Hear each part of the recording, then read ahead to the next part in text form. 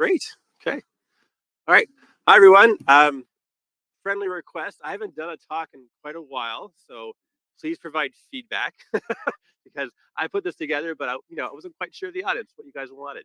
But this is me. I've been at Google for 13 years, and I joined in 2010, kind of in a similar circumstance when we were coming out of a trench in the economy. And I was lucky enough to join as a contractor when Alex had been there for quite a while, but it was new for me, and it was probably about 80 developers. And now I think we're somewhere on the mark of 2,000 developers in Waterloo and another, probably across Canada, like 4,000, 5,000 people. So it's quite the journey. But I'm here talking about talent, technology, and inclusivity. They're all incredibly important in recruiting. Um, and I'm not talking too much about AI, but I'll get to that in a minute. So, all right, that's me. Okay. So talent is interesting, and say the least. I made a career out of this. I'm still there. Um, Basically, we talk about talent. We're talking about the basics of recruiting. And so I get a lot of questions about how do I involve AI tools in recruiting. The first answer is you need to have really good basics. Okay. So the first thing any organization that wants to be a good recruiting organization, you need to have, first of all, a really good internal performance review. How do you measure your talent? How do you reward them? How do you upskill them and advance your organization? The best hires you can make are people who are already there doing great work, and you give them a path to grow. And that makes recruiting easy because you move them up. All of a sudden, you're not recruiting a senior role, you're maybe recruiting intermediate or a junior role. And honestly, talent at the more junior level is a better place to recruit. Referral program is there as well. This is great because you're enabling people in your organization to partner with you and bring people in. And not only that, but a lot of times those people that are referred kind of get a little bit of coaching. So you have to rely just on your recruiters and those folks, but your own people in your team. Online presence, social media. Obviously, you guys know about this. It needs to be said. Big thing with Google you're going to see is it's not just happenstance. Everything is curated, carefully messaged, and is structured in a way that we want to recruit everybody. A lot of the Google brand is known as being very elite. It's what we're trying to get away for decades. Ever since I joined Google, the best hires I've made are people who thought they didn't belong. Then we recruit them and they do great stuff. They might find imposter syndrome, but they're some of our best people. So that comes next point with freelancing and internships. Google actually does this, not at huge scale, but their professors come in all over different sites in the world and spend like 6 months working on a certain area, and they work with Google and they make it contributions, and they go back to their academic careers after that. Internships, there are teams of recruiters at Google, that's not me, that recruit internships. And it's a very structured process, very important to Google. The way it's measured is incredible, to say the least. I get a lot of questions this time of year, and my inbox is overflooded being, hey, I want to get an internship. How do I do it? Can you get me in? The answer is no. It's incredibly structured. I don't get in advance anybody I think would be really great, and neither do the directors at Google. I've had directors come to my office saying, hey, James, this person I know did amazing. They killed it in these courses, and they're really smart. I can't get them in. It's an online system. It's a level playing field, and it's done so by design because it goes back to our online presence. We want to be known as an egalitarian kind of employer where everyone has a chance to make it, and there's no shortcuts. So that's another part. And by the way, if I didn't mention it, I'm a recruiter for software developers that are intermediate to senior independent contributors. So I'm not recruiting the managers or the directors. I'm recruiting the folks who actually code and usually have industry experience. And then last, events, Rolodexing. I actually started recruiting when my first boss had a Rolodex still. That's, I guess, how old I am. But events and recruiting is still a thing Google does all the time, obviously, whether it be talks and events or events on campus. Incredibly important. Reach out, make those connections. And the underlying theme across all of these is that this is going on all the time. This is not something you do when you have a job opening. This is something you have ongoing all the time. If you have a job opening and then you start, you have a much longer time to actually recruit people and grow your organization. Never mind brand recognition, all that wonderful stuff. All right. Okay. So again, sorry, my slides are a little boring. Here we go. So when you do commit to, I need to hire externally, what do? Um, First thing you have to anchor on is really knowing your cost benefit. My number one thing I have to deal with even now is hiring managers. Like, I need to have this person yesterday. We need to go fast. Go, go, go. Find me the first person. I want to go and get them here quickly. Honestly, you need to kind of review the cost benefits and realize, first of all, what's the cost of not having this job filled? And usually that's like anywhere from 50% higher cost of what I would pay that person to maybe like 5 times. Because when that job's not being filled, who's doing it? The manager, someone else in the team, other work's not getting done. So know your cost benefit, realize the value of doing a proper recruiting approach. Dive into the next point, which is the job description and your applicant tracking system. Job description, a little boring, right? But a lot of research has been done here, and Google's done a lot on its own. That really just highlights how important the job description is. It should be concise. It should be clearly spelling out exactly what the job is about, what the responsibilities are, what skills you need. And it should not be fluffy. It doesn't need to be edgy. In fact, that can be counterproductive. It needs to be concise, plain language, and pass a plain language test. To be able to show it to someone in high school, what's this job do? A senior software developer. They're working with C++. It should not be super cutting edge or bro culture and like that. It needs to be appealing to everybody. The ATS, I don't. I'm sure some people have experience with applicant tracking systems where you're uploading resumes again and again and again, filling out the same thing again. You even though you're already uploaded your resume. The ATS is probably one of the areas of opportunity within recruiting where whoever really makes a big improvement in ATS will be used. It's what I'm seeing right now is a lot of ATS systems out there, and they're not quite landing it. You have people all over LinkedIn complaining about how often they have to upload their resume again. They're putting information that's in their resume back into the same form. So that's a point of friction. Um, but again, it's key. It's how you collect information. So the third point here, cross recruiting, is focusing on experience. It's not true of just Google. It's of every startup who's really trying to grow is that they want their candidates to have a really good experience. You're not going to hire most of them, but they all know people. And if they all have a bad experience, they're going to tell people. Simple as that. So, you need to get timely feedback, treat them well, handle information securely, all sorts of things to kind of deliver a good experience so that, if it didn't work out this time, it'll work out in the future. And the fun part here is I've been a recruiter Google long enough that in some cases I was like the third recruiter or the third time someone interviewed Google and they were hired. And some of these people, I was the third person they had dealt with over like maybe the third year of trying to get at Google. They came in, and now some of them are sitting in our hiring review teams. So when people interview, they look at the interview data, making sure it's calibrated, appropriate, and suitable. Some of these people have done this process a lot themselves, and it's valuable. Sometimes it can be about just getting people at the right point in their career as well. All right, so point number 4: carefully select who's going to interview your candidates. This is important. This is kind of my job as well. If I see interviewers that are harsh or brief or not giving us a lot of value, if you have people in the room with your candidates and you're having not a great time, they're not having a great time, get them out. Your rest developers might not be your best interviewers. Point. Period. I'll leave it at that. But that's a single point. Just have an eyeball on. And then late stage handling and human interaction. This is a big part of it. With AI and all the new developments, there's a lot of tendency to kind of automate things. But at the end of the day, job applicants want to talk to people. They want to hear from a person. They want to know what the culture's like at this place. So at some point, you need to have a decent human interaction occur in the experience at a decent time and intervals so that, you know, they get a sense of what's going on. So again, none of this is rocket science, but you need to have these fundamentals in order to actually, engage talent, have it mean something. So I'll move on to technology. I talked about some of it already. Again, not rocket science, but it's worth going over. And there's two main areas. So the ATS, applicant tracking system. Uh, Main goals are efficiency, get them in and out. It's one of those things that works well. You don't realize they dealt with it as much.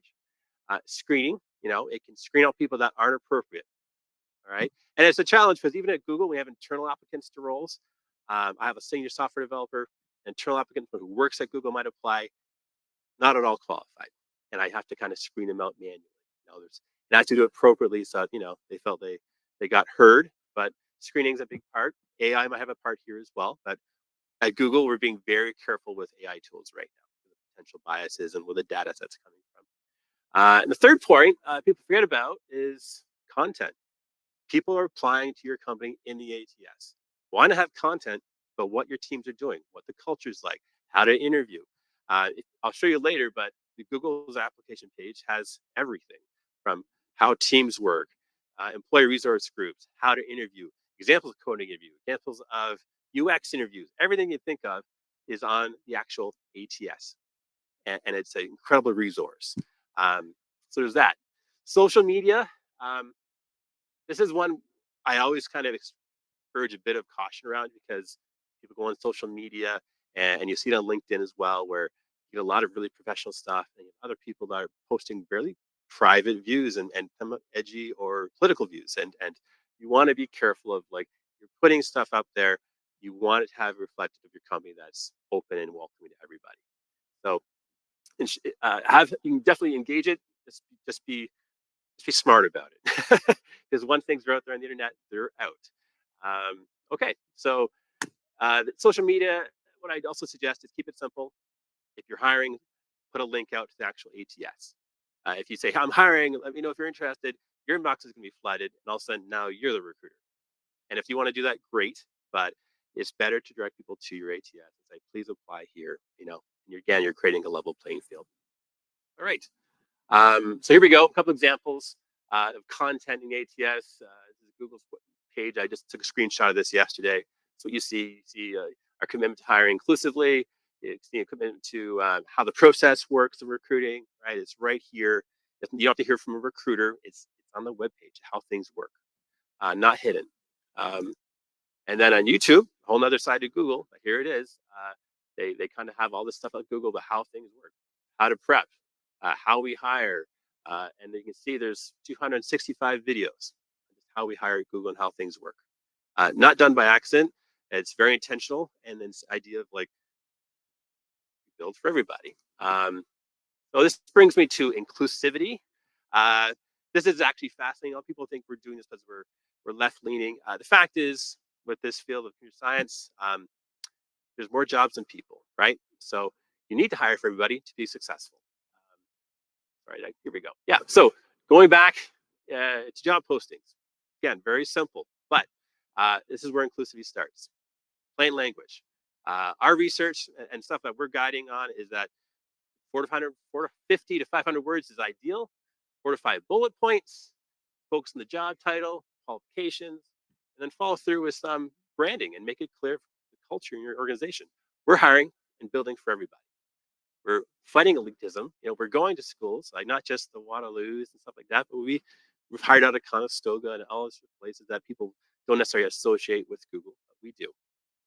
And then third, elitism and branding is enough. You need to provide a sense of purpose. Why this job is important, what you're going to achieve, why is it important for your career?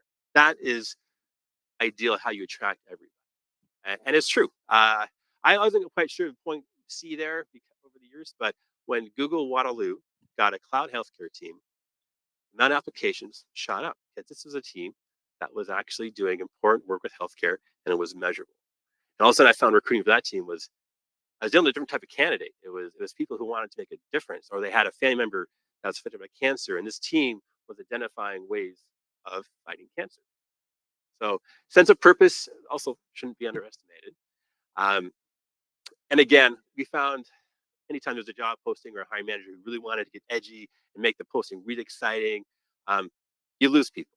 It's got to be plain language. Okay. Okay, here we go. And this is kind of the pipeline, I guess, of what I would call it. Again, put this together, but a little quickly. So I apologize. But the idea is inclusivity is not something you can do when you decide to start hiring. It needs to be done at the outset of your organization. And so it's a continuous effort, right? Um, at Google, we have trained this yearly, at least, and sometimes every 6 months. We do a course, whether it be online or in a group or a team, but inclusivity is key. And Waterloo is a unique example because we're a developer-only location. We're not in a location that has sales or marketing. It's developers only. So when I joined back in the day, 80 people, we had a few people, we had some inclusivity, but it was obvious that, hey, the prime minister is going to come. He's going to come here and see an office that might be one overly weighted to one demographic. So we're happy that when we got somewhere and the team was getting over 1,000, that we were able to actually bring things around. And we partnered with universities, and Waterloo's been great at like going from I think 15% to close to 50% in terms of demographics, and really working on how we hire to really grow our teams and grow our representational office. And it does make for better products like cloud healthcare and a bunch of other stuff. I'm sorry, I shouldn't go on too much more of a tangent because I'm on a timeline here. MQs, minimum qualifications. This is the guiding light of how you actually recruit. A lot of people think, hey, let's start with approved qualifications and then screen backwards. Fact is, they're preferred, they're not minimum. You should get the minimum, get a representational pool of candidates, and all of a sudden you're in a position where you can be surprised by someone's strengths you didn't think of. And that's happened at Google several times. So guiding light for us is minimum qualifications. And then, once we have kind of this stuff specced out, we're talking about the timeline, right? Uh, a lot of online firms go with, I think it's 36 days, 45 days to hire. Google, we actually stretch it a bit longer. We want more of a pipeline. We want to take our time. And frankly, when we get through the process with candidates, as a recruiter, I take time to make sure we're negotiating details that I can to make them happier that they came, because it's the start of a relationship, not the ending of a recruiting session. So point 4, job posting and sourcing, how you do things. This is actually probably the point number 4 where AI will have more impact. It's the job posting, it's the sourcing, and how you find people. But it's not. We're nervous enough with AI and biases that we're using as additional tool right now. We're not. It's not our only tool. So there's still a lot of hands-on effort here with how we post, where we post, how we engage people, and so forth. Um, Interview qualifications.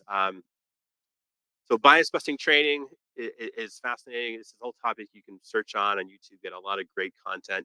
This is something that should be part of your organization if you want to grow sizably. And it's part of inclusivity. It's the starting point. So that's where I start. We actually do these courses at Google. I've actually given them because I wanted to get a sense of what was involved. And then when talking about inclusivity, a lot of people think, well, geez, we need to hire more X in our organization to be inclusive. The fact is, no.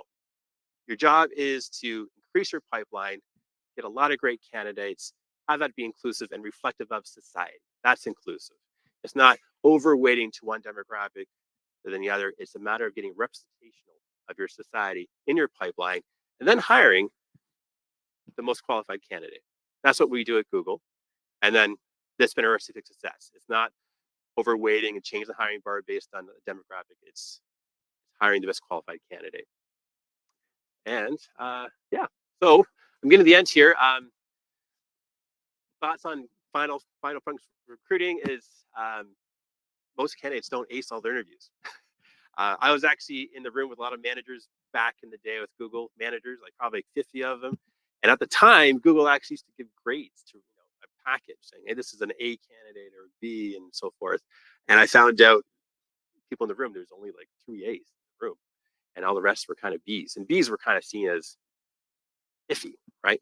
And so, geez, I said something stupid. Or like, I think there's only 3 A's in this room. I just found this out. Isn't that funny? And every one of them thought it was maybe them. But in reaction, what I knew was that the grades did not indicate any sort of success factor. In fact, a lot of the times people that were the B's would pass the hiring bar, but maybe didn't ace everything. They were some of the best people that best work at Google over the years. So be careful of reading too much in your interviews and thinking, hey, this person aced everything. They're going to be my eighth hire. Not what I've seen. You have a hiring bar. If they clear it, they clear it. And then you move on. And then you see where things land. Again, I use this all the time in recruiting. One of the strengths of Google, performance management. It's part of my closing talk. Is giving the candidates very clear visibility. That's how what they're getting when they come to Google, but like how the performance will be measured, how it will be factored in. And it's also part of Google's orientation program that lasts between 3 and 6 months, is that they give a very clear idea how your work will be reviewed, what's expected, and it's achievable. And it's one of the things that make people stay at Google, I think. All right, so number 3, again, do not over anchor on one signal. You had one developer your team saying, this person's the best person I ever met who did this program or this problem, or they did this paper. That's one signal. Google has a policy of like looking for trends across all the signals. And we want to see ideally consistency, not like one bright point with a bunch of problematic factors. And that's it. And point number 4, I think it's coming anyways. I was talking about it earlier today, compensation. Shouldn't be a mystery, shouldn't be a total surprise, shouldn't be 11th hour topic. It should be approached earlier, right? Especially if you're offering things like stock or even kind of performance bonuses. It should be kind of a fun thing, exciting thing to talk about, right? And that's it. But sorry, this is my quick lightning talk. Hopefully that was helpful. That's it. I didn't have a Q&A slide, but I'm here if anyone wants a quick question or two. Are there any questions? Great question. One skill. It's not always that simple. Sometimes it's like the basic qualifications and how strongly they come across, especially for intermediate senior roles. I'm looking for someone who does like PHP. How much PHP have they done? Has it been across multiple things, right? The core skill, and then we build from there. And that's really it. It's not always rocket science. Sometimes it's really about like how well this is aligned to what my client needs. We are filling for the job. We're not, unfortunately, in the position where I'm recruiting candidates. I'm filling jobs. So it's a key distinction there for a bit. But once you start talking to recruiter, there's a chance to kind of like flesh things out and have a relationship built. Thank you, everyone. Yeah, thank you.